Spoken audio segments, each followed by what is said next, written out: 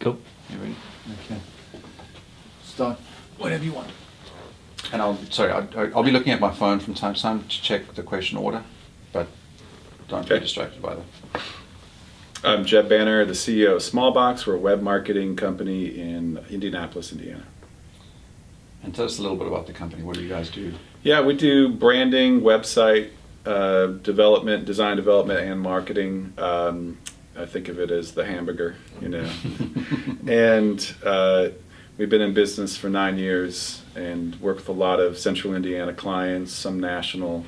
We've got 20 people, and we're located on the north side of town in an old library. Nice. So, tell us about that space. Sounds interesting. It's beautiful, post-deco, early modern space. A lot of limestone and brick. It used to be a bomb shelter in the 50s.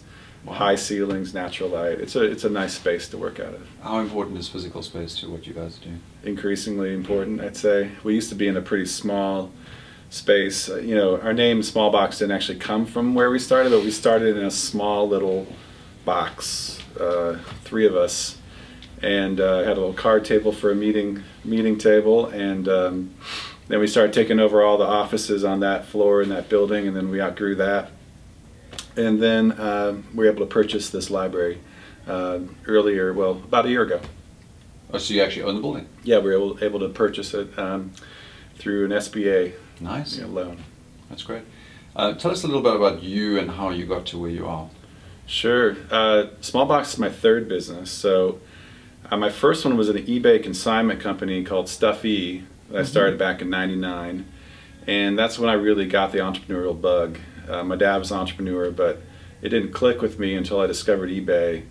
And I went across the Midwest buying antiques, came back and thought I'd sell them to my employer at the time, an antique dealer. And he's like, no, I'm not interested, but there's eBay. And that was what pushed me into buying and selling stuff on eBay. And then I proceeded to buy a large record collection, a vinyl collection. And that got me into collecting records, as well as really jump-started that business. Wow. So that then led to partnering with that guy to start an auction house. We were the first eBay live auction house in the state, and that grew very quickly from about 100,000 to 3 million revenue over a few years. Our own building, and we used the web to market, building a database-driven website, which at the time was somewhat novel, 2003. And by the end of '05, I was getting a little burned out in the auction business, but I was loving the web side of it. And so a buddy of mine that worked there that built the websites, we split and started SmallBox. Nice. So you're not a designer or a developer yourself, you're mostly the business guy. I can hack that stuff. At the time I could play in Photoshop pretty well. I could play around with some code, Adobe Go Live, that kind of stuff. But no, I do not profess to have any actual design or development skills. Yeah. So at some point in this evolutionary journey of being an entrepreneur, you realize one day you're in charge of people, you're actually the leader and people are going to follow you. When's that moment, and describe a little bit about how that feels? Yeah, it was an interesting experience because I was very shy as a kid, but I became a musician and I wanted to be in bands. The only way to do that was essentially to coerce other people to play music with me. So looking back, I felt at times I may have been a little bit of a bully, but I learned how to get people to get things done. And then I started promoting and doing shows and working at clubs. And I recognized, along with having my father be an entrepreneur and running his business out of the house, that I had a lot of the raw material to be a leader. But I never thought at any point up until 4 or 5 years ago, hey, maybe I should go get training, or I was an English major. I never thought, oh, well, let's actually figure out how it should be done. I just assumed that I had the natural skills to do it. And I think there's some piece of that which is true with leaders and entrepreneurs, but there's an awful lot of learning that needs to be done too, and mentorship, and I, in the last 4 or so years, I've really embraced that side of being a leader. So I kind of started off as just sort of this DIY entrepreneur that thought he had all the answers without any outside input, to somebody that realizes he doesn't know shit and needs a lot of help. So how would you describe your leadership style then? Servant leadership, primarily. I call it a servant hero, because you have to serve on an individual level, but you still have to be the hero or the, the leader, the visionary on an organizational level. So you still have to say, this is the mountain we're climbing, and this is why we're doing it, and have the courage to make those decisions.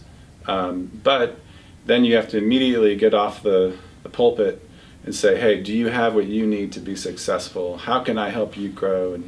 And what am I doing that's holding us back? Right before I came here, I was reviewing my feedback from my 360, my annual 360 that our Chief Culture Officer helps gather for me, and there's plenty of areas of growth.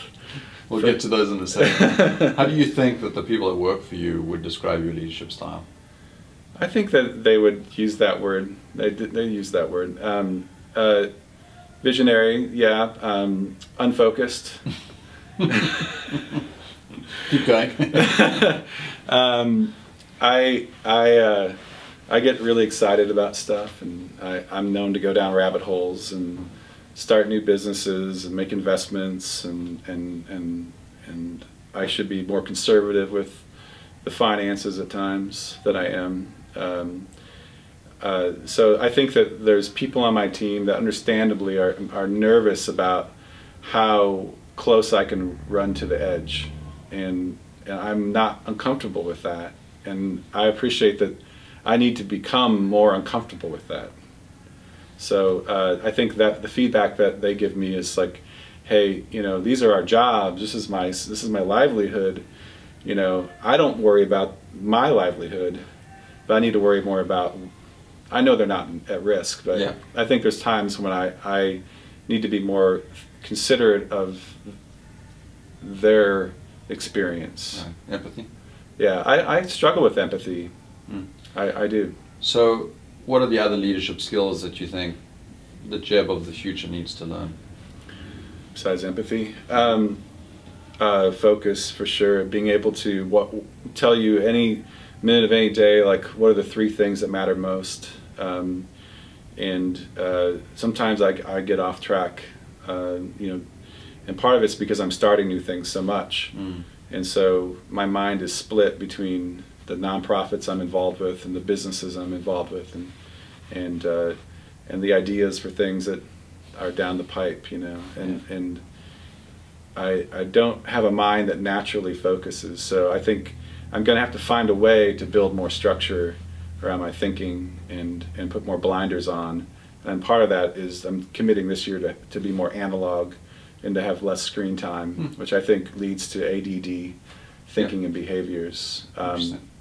I need more accountability. I need to allow myself to be held accountable.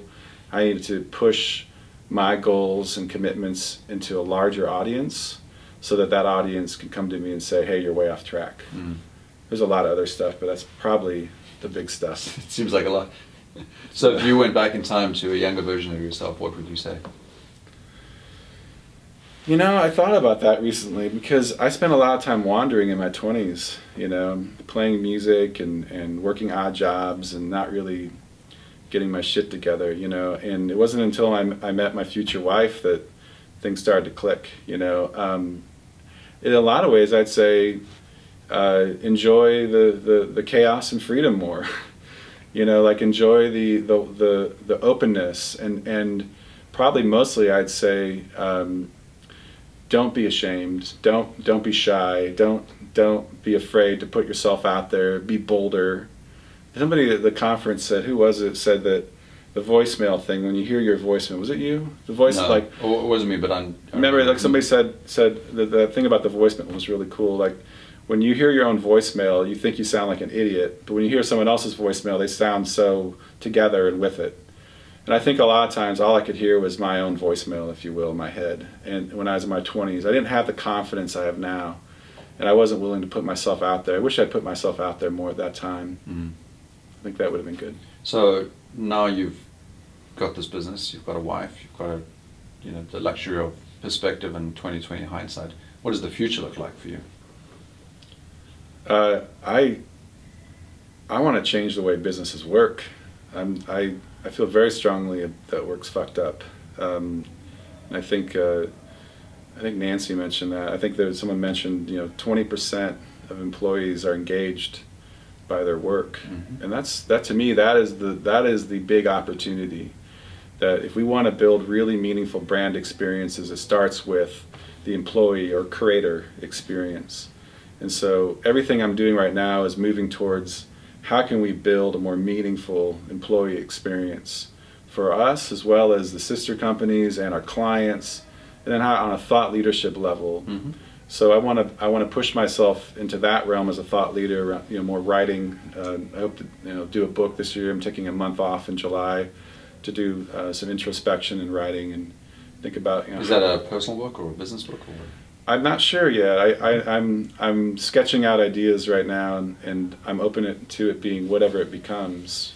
But it's hard for me to separate personal and business at this point. They flow pretty. That sounds healthy-ish as well. It sounds like your life is entangled with your work, and that's not a bad thing.